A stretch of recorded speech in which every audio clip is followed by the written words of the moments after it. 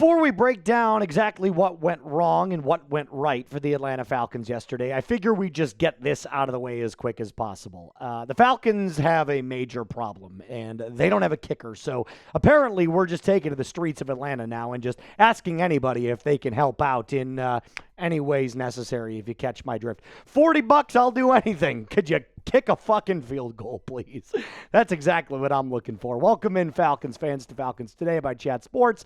My name is Moose, and before, like I said, I break down anything about the offense and the defense, the things that are positive, the things that are negative, can we just call up Lenny Krieg, please? Can we just bring this man up and give him a shot? Because Parker Romo was a Band-Aid on a bullet hole. I think everybody knows that. It was the solution for losing Younghoe Koo and getting rid of Younghoe Koo, and now we understand that there's a reason that the Patriots got rid of John Parker Romo. All right, that's the first thing. Now let's talk about the rest of the video. What can the Falcons build around moving forward? I've been seeing a lot of different fans get down in the comment section, and they're like, you're way too harsh on this team. You're way too upset about this team. You're way too angry at this team. What are the positives? Okay, well, I'll give you what you're asking for. I'm going to break down the good, but I'm also going to break down the bad surrounding the Atlanta Falcons. Not just specifically with this last game against the New England Patriots, but just through the first half of the season so far in the 2025 season. Before I get into that, we are going to be live tomorrow for the NFL trade deadline starting at noon Central, so 1 p.m. Eastern time. Make sure you're subscribed to our channel. Hit that notification, select the all option, and make sure you never, ever miss a time we go live or any video like this one that we post. Let's talk about the positives first. I've been told that I need to be a more positive guy. Jalen Walker and the pass rush. Oh, yes, thank God the Falcons have a pass rush, because now you can see the brilliance of a really good defensive coordinator and really talented young pass rushers. Jalen Walker specifically, he's got so much power off of the edge. He's incredible on inside stunts and also dropping back in coverage. He is almost your do-it-all edge rusher. He's a player that, don't take this the wrong way when I say this, he almost reminds me of Micah Parsons a little bit. He's not quite there yet. He might never be Micah Parsons. But what you can see him do when he drops back in pass coverage and setting his power off of the edge is magnificent. You really see why you drafted this kid as high as you did. 5 tackles, 2 for loss, 2 sacks, and a pass rush grade yesterday of 79.1. When this kid gets into his own, when he really finds his element, when he finds out what type of player he is and what mold he fits into, he is going to be a Pro Bowler. And there's no doubt about it. I really saw yesterday the full oncoming of Jalen Walker, which is exciting to see if you're a Falcons fan. Other pass rushers, though, they were also getting in on the feasting. 6 sacks against the New England Patriots. Laquel London was excellent. Brandon Dorlus was excellent. And hell, even Arnold Ebiketie, who's been listed as a trade target and trade candidate for the Atlanta Falcons, even he was pretty good yesterday. So there is a multitude of players that know how to get after the quarterback, and that is a testament to what Jeff Ulbrich has done. This pass rush gets better and better by the week. Ulbrich is getting the most out of these players, and it's working. That's the good news. You clearly don't have to worry about players that can get after the quarterback. Players to plug up the run defense, different story. Players to solidify the defensive line and create interior pressure in the run game, different story. But that's the good news so far. The second positive that I saw from yesterday and throughout the entirety of the 2025 season, Drake London is an absolute freak. For every single person, and there's been very seldom of you that have said Drake London is not a true number 1 wide receiver, you're fooling yourself. Yesterday, he proved exactly why he is. Now, is he ever going to be Jamar Chase or Justin Jefferson? No, probably not. But then again, every other wide receiver in the NFL isn't Jamar Chase or Justin Jefferson, outside of those two specifically. But if you go and you look at the numbers, 7 games, 47 receptions, 587 yards. He's well on his way to having another 1,000-yard receiving season. He's on pace for 10 touchdowns. I mean, You name it, this guy can do it. I said yesterday, he creates separation. He's unbelievably strong. He's a great route runner. He's just got everything you want in a true number one alpha wide receiver. You just need to get somebody that can complement him. Another legitimate wide receiver, too. I love you, Darnell. You're probably the best 3 in the league. But it's time to call a spade a spade. The Falcons have Drake London, and then it's everybody else. This is from my girl, Tori. Shout out to her. She does a great job of covering this team.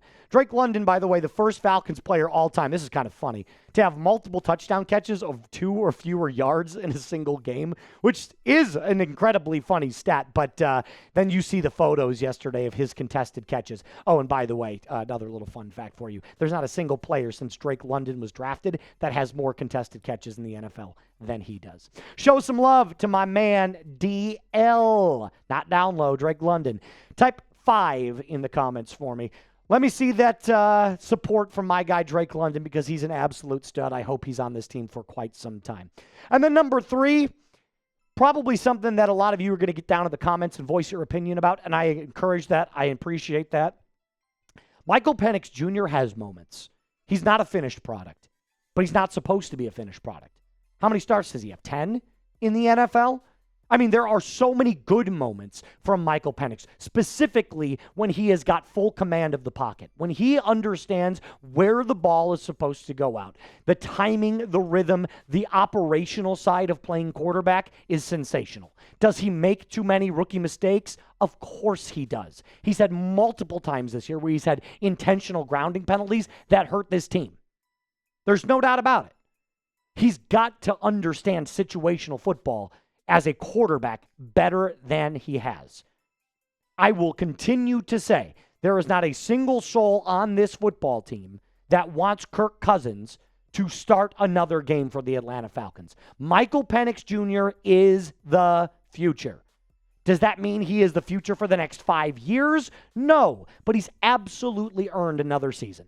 He's earned the rest of this season and at least until Thanksgiving of next season. Because when you put up stats like this against one of the hottest teams in the NFL, you can't convince me that Penix doesn't have the moments. He does. But he does make too many rookie mistakes. He's got to clean it up. You have to understand that you cannot just dirt the football, even if it is a botched snap and clapgate, which we'll touch on here in just a little bit. But you got to be smarter with the football in your hands. I understand it's a wonky play. I understand it's a weird play, but you can't just dirt the football and take those egregious type penalties because that's bad. That's really bad. And coming up, I'm going to tell you more about the bad, specifically when it comes to this coaching staff, because there is a glaring issue that nobody continues to touch on outside of the legitimate day-to-day watchers of this show and Falcons fans who watch this team every single week, because it is all coaching. Before I do that, I got to tell you about today's sponsor, and that is our friends over at Prize Picks. You know, the weather might be changing, but with Prize Picks, the feeling of being right never, ever gets old. Trust me when I say this, you're going to want to go and download this app today. Keep the season rolling on Prize Picks by getting $50 instantly in lineups when you play your first $5. Prize Picks is the only app that offers stacks, meaning you can pick the same player up to 3 times in the exact same lineup. If you want to pick more on Michael Penix Jr.'s passing yards, rushing yards, and touchdowns, you can now do that all in the exact same lineup, only on Prize Picks. How does it work? It takes 30 seconds to make a lineup. Very easy. Pick the player. Pick their stat projection, the more or the less, and watch your money multiply. Up to 2,000 times your money this football season on Prize Picks, where it is good to be right. Just download the app today. Use code CLNS to get $50 in lineups after you play your first $5 lineup. Prize Picks. It is good to be right. So I think it's important to start this where it's bad by mentioning that the season is not out of reach completely, but it continues to slide down the hill. Now the Carolina Panthers actually have a good run game. Bryce Young might suck, but They've got a lot of things that they do right. They just beat the Green Bay Packers. The Atlanta Falcons comfortably sit in that third area, and thank God that the New Orleans Saints are a dumpster fire, because the Falcons right now look like one of the worst teams in the NFL outside of the Saints and maybe the Titans. But let's go to that Clapgate that I was talking about, because I told you I'd bring that up. And look, Raheem, I don't understand how you're getting this information, because according to Carlos A. Lopez, this is a Patriots beat reporter here, he captured what Raheem Morris had said, that they were clapping and they simulated our snap. They got us to snap the ball early, and that's why we had that problem. So first of all, the first thing I notice about this is that, one, Raheem Morris is not taking any accountability. The second being, I don't know what the hell he's talking about. We diagnosed this play from every angle. Patriots host, Brett Alper, I did, as well as our Cleveland Browns host, and multiple other people here at the Chat Sports office. We cannot find a single moment where the Patriots players simulate their snap with a clap. And I highlighted this screenshot because, as you can see, there is the ball that's snapped there. If you look right at that Patriots logo, you can see that little brown speck. That's the ball getting forced into Michael Penix Jr.'s chest. The one other thing that I notice is Penix is not ready for this snap. So clearly, there is a miscommunication from the offensive line to the quarterback. There wasn't a necessarily readiness for the snap. But I don't see a single player on that Patriots defense that has their hands clapping. Not one. So I don't know where he's getting this.